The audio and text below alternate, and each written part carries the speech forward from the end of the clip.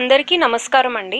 ఈరోజు మనం తరచుగా వచ్చే ఎక్కిళ్ళని ఎలా తగ్గించుకోవాలో చూద్దాం. అండ్ నెక్స్ట్ అసలు ఎక్కిళ్ళు ఎందుకు వస్తాయి అన్నది కూడా తెలుసుకుందాం. ముందుగా ఒక 10 గ్రాముల బెల్లం తీసుకుందాం. ఇక్కడ నేను కుందు బెల్లం కాకుండా బూరుగుపల్లి బెల్లం వాడుతున్నా. ఇప్పుడు ఈ బెల్లాన్ని తీసుకుని దంచుకుందాం.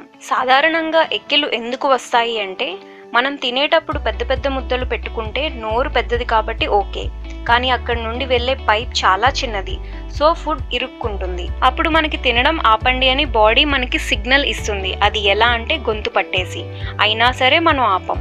అప్పుడు ఎక్కిళ్ళని సృష్టించి మనం తినడం ఆపేలా చేస్తుంది మన బాడీ. అప్పుడు మనం వాటర్ తాగుతాం, కానీ ఇలా తాగడం అసలా మంచిది కాదు. ఇప్పుడు సొంటిని కూడా వేసుకుని దంచుకుందాం. పూర్వం పెద్దవాళ్ళు అన్నం తినేటప్పుడు వాటర్ని పక్కన పెట్టుకునేవారు. దేనికి అంటే కంచం చుట్టూ నీళ్లు వేసి దేవుడికి సమర్పించడం కోసం. వాళ్ళు అన్నంని పిండిలా నమిలి అప్పుడు లోపలికి పంపేవారు.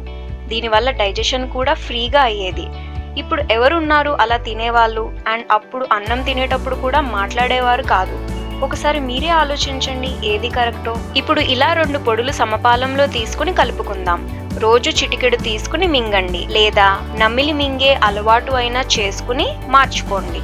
ఈ పొడిని 1 year ప్లస్ వాళ్ళు ఎవరైనా తీసుకోవచ్చు. చూసారు కదండి నా హెల్త్ టిప్.